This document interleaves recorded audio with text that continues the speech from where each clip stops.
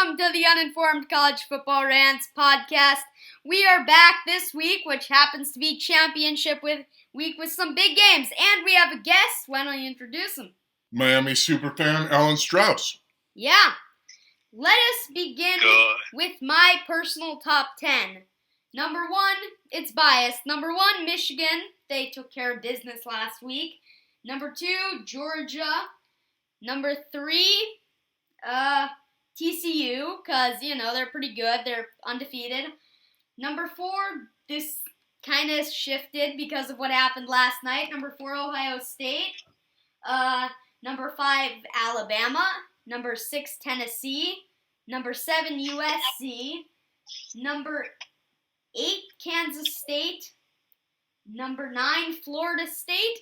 And number 10, Utah. What do you think? I couldn't disagree more. I could not disagree. I agree with every single one of the ones you said, Jack. So thanks for having me on the podcast. Yeah, of course. Thanks for coming here. We begin with our first agenda item, running down through every championship game this week. What should we start with? Well, unfortunately, Jack, we got to start with the beatdown that my Trojans took. Yeah. Heartbreaking loss. They shouldn't have left Caleb Williams in. But epic season turnaround, and that program is headed in the right direction. So overall, kind of a bummer, but definitely an amazing turnaround in progress. And Utah deserves all the credit. I mean, they're tough and well coached. Yeah. Well, and is Kyle Whittingham not the best coach in college football that no one actually talks about? Exactly. Yeah, probably. Now we're going to move to the Big 12 championship.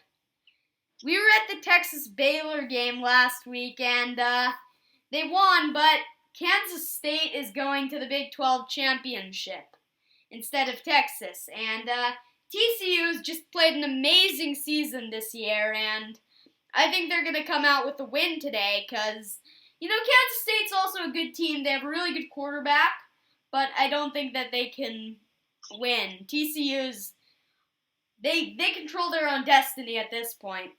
You have a prediction, Alan? I go with TCU. I don't think that they suffer the same look ahead that USC might have. I think, like what you were saying, Keith, from a Trojans perspective, they've been amazing. I mean, Lincoln Riley takes the cake for first year in a new destination, coach of the year, I think. Maybe TCU has an argument there. But yeah, I mean, TCU's demonstrated that they've taken a team that I think was 4-8 a year ago. And they're right there in the mix to make it to the BCS. I can't wait till it expands to 12. Then we can have these arguments about, the 12th, 13th, 14th, and 15th best teams in the country. Right. Yeah, and Sonny Dykes is a really good coach. Max Duggan, the TCU quarterback, should probably be a Heisman finalist. But Kansas State's a good team, and I think that if TCU just sort of walks in not expecting a fight, I think they're gonna lose. But I think they're going to be pumped up. I think they're going to try and win. We all picked TCU. Yeah. So then the next big one is SEC, right? Yes, the SEC. So, I think Georgia's basically, I don't think they can quite yet crown themselves national champions, but I think they can lose by 40 today and still make the CFP, if you ask me. You have a prediction? Yeah, I think Georgia's going to easily beat LSU, who lost to a 4-7 A&M team by 15. And I just don't think that LSU is that good. They had one big win against Bama, but, that was their only real good game of the year. Mm-hmm. And they had a relatively weak schedule, SEC-wise, and other than the Alabama game, their other big games... Let's see. Well, wait, what, Alan, you have thoughts on Georgia LSU?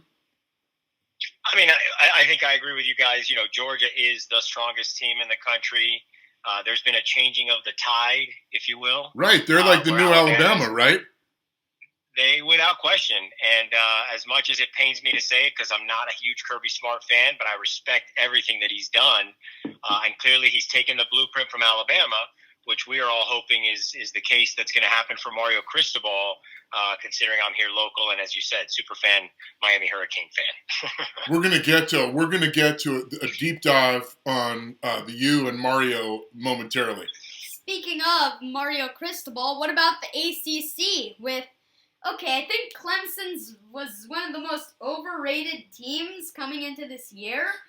They're not actually that good. They just had a really easy schedule. And I think that North Carolina's a pretty good team. I think that North Carolina's going to win that one. What's his name? Drake May is a real good quarterback. Listen, Miami is one of the few teams, as bad as we were this year, to kind of bottle up North Carolina's quarterback play.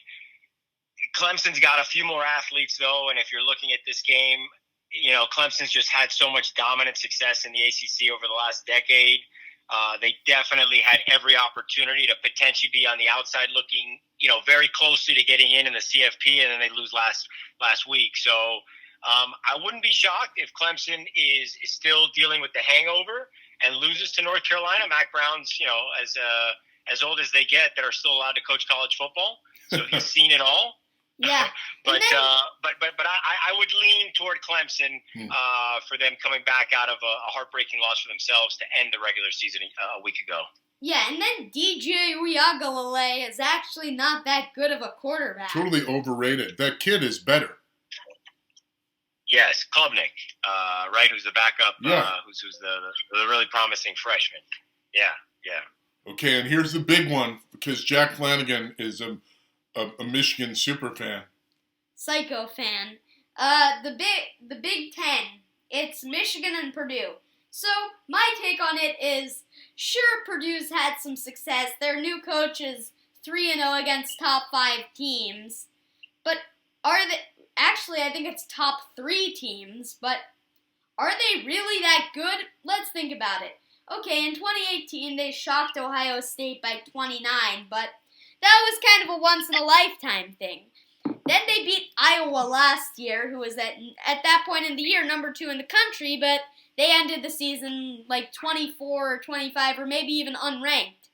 They also beat Michigan State and West Lafayette, and Michigan State was pretty good last year, but I feel like if Michigan keeps their guard up, they're going to win. I'm all about the maize and blue. Let's go blue. You're right on with that, little Jack. Jim Harbaugh flirting with the NFL a year ago angered a lot of people.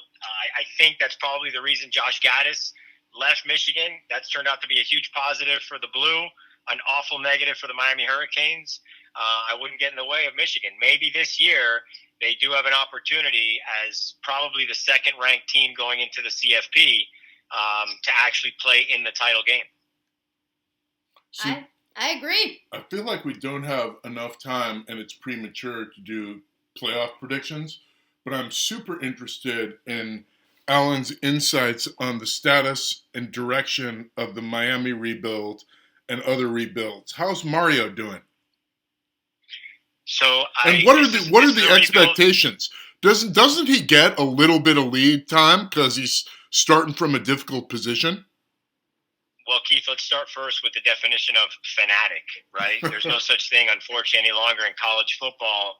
If there ever was patience, there no longer is. We live in a society of instant gratification. We all want to win yesterday, and we see it.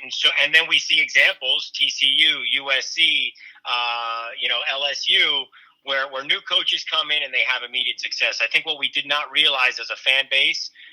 And I've been around. I was at every single game for the 58-game win streak back in the 80s and 90s. I covered the team in the early 2000s when I was a student at UM. And I was around the program for a short-lived time as a professional, if you can call it that, broadcaster. And I've seen, the turnstile of coaches. We were really lucky. Jimmy Johnson came of age in the late 80s, right after Howard Schnellenberger left for the USFL, and was able to continue that trend of success. Jimmy Johnson is arguably one of the greatest college football or football coaches of all time, and he came of age at the U. And then you've gone progressively through many coaches that were inheriting some form of success or had a fatal flaw. Butch Davis took, 6 years to turn a program around that was coming off of probation. Then Larry Coker inherited it because Butch Davis wanted to go to the pros and play and coach in Cleveland. you've just seen Larry Coker didn't have it. Then it became Randy Shannon, a former player. He didn't have it to manage the media and the team and the personalities. And then that was the coming of age of the 5-star, 4-star recruit, and just had no idea how to really deal with the egos, unfortunately. Then comes in Al Golden. He's overmatched. Mark Richt, toward the end, fatal flaw was really hitching his wagon to his son, who was the quarterback's coach and becoming the OC. And then really Mark Richt, and not a good cultural fit. Health reasons. Listen, he was a former player. You can look back at the old picture that has Testaverde, Kozar, and Mark Richt sitting there. Wow. That was the original triumvirate, right? Wow. That was quarterback you and what it made. Mario Cristobal understands that because he got here in the early 90s and was around the Jimmy Johnson and Dennis Erickson regime and really the prime success of Miami Hurricanes football. The only reason people still talk about the Miami Hurricanes today was because of that 90s and then obviously the 2000 and 2003 success. But Mario Cristobal was here at the U as a GA. Maybe that was a mistake at that time that they didn't keep him around. He was then an offensive assistant. They didn't keep him around. He was the head coach at FIU and left there to go to Alabama, and maybe the Canes should have gotten him as coach then. But they have him now, and if there's one thing that we know about college football's landscape today, more important than coaching, is the recruiting. Mm-hmm. And that is one thing that Mario Cristobal does phenomenally well. Yeah. He's proven at it. He's assembled the most expensive staff in the ACC and arguably college football. And Miami now is actually playing with the big boys, as opposed to having a legacy that just placed them in that category. Miami now is up there with Texas and Florida in terms of the spending power, and Alabama and Michigan. Now let's just see if they have the ability and the right leadership in place to use those tools at their disposal to actually turn this program around and make it again what it was, when you and I were kids. So, Alan, they don't need to win nationally. If they win South Florida, in recruiting, they're going to crush it, right? There's no doubt about it, But and Mario's doing that. I mean, he's got a top 10 class this year on the heels of a top 15 class that he inherited from Manny Diaz. Manny Diaz had done the groundwork, and then Mario took over in December and had a really short period to tie things all together with the early signing period and then the official signing period or the second signing period in February. But he's done that. Despite the losing record, there's so much momentum on the recruiting trail. Little Jack, I'm sorry, the top commit, Collins, Ashapong, if I just butchered his last name, but he was one of the top committed defensive freaks in the country, committed to Michigan a week ago. Now he's reportedly saying he's coming to Miami. So there'll be other surprises for the Canes on the recruiting trail, but that is the one thing that you have to do in college football is stockpile talent on top of talent. Then you have the transfer portal. It's almost like modern-day free agency. I think the Canes are in a good spot, and if you ask me, Mario has a 3-year grace period to install what he wants to do, and that's culture, fit, program, facilities, what it takes to be successful in college football today. Is are the boosters still both wonderful and a source of trouble? You're asking me that nationally, right? Because I mean for the youth specifically. Because I remember, we were on probation in the early 90s for issues administratively. We were on probation again in the mid 2000s, for an overzealous booster. And today, what you have really is boosters who have created very large and successful businesses. And they were fans of the team in the early 80s when it was coming of age. So these are folks today in their late 40s to 60s who now are not sneaking into the Orange Bowl because they didn't have the means to get into the game. They are owning suites. Right. And they have multi-billion-dollar companies, and they want to give back to the program. Right. They grew up around Mario and Mario's brother Louis and, the administrators who are in place today who was, it's an extended family, but the roots of the city of Miami, Little Havana, Coral Gables. And so now these people who are able to be donors, and there's always a slippery slope. I mean, NIL has only made legal what was happening behind closed doors for the last 25, 30, 35 years. Right. Right? I mean, we can't kid ourselves that folks weren't getting benefits beyond what was allowed to convince people to come to their school. And now we've just taken the Band-Aid off and we've made it, very public. And if guided properly, I mean, these young guys deserve to get compensated for their abilities because certainly the universities they represent make money hand over fist in many cases. We're at 15 minutes, and you have a swimming meet to return to. Any other hot topics you want to cover? Listen, guys, you guys are awesome. Little Jack, I'm envious of the career you're crafting. So keep at it, and I'd love to. If you guys, if we did okay today, I'm happy to come on anytime. You mentioned predictions, and once we wrap up recruiting season, or we know what the rankings are looking like, always happy to join you guys if that's something you want. That sounds great. We're going to invite you back. Yeah. Thank you so much for participating today, Alan. Yeah, thanks. Guys, that is it. Anytime. That is it for this week. We will be back in a few weeks for the New Year's 6 and the CFP.